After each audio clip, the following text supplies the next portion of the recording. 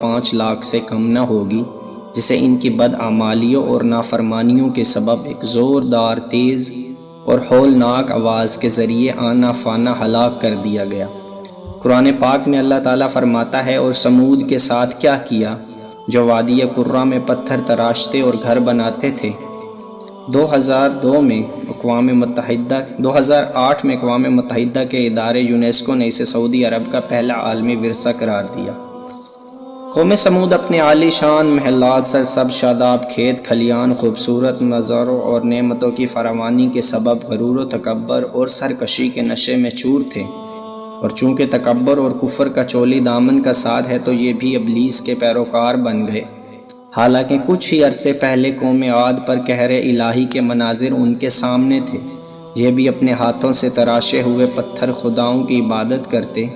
ان کے معاشرے سے حق و انصاف ناپید ہو چکا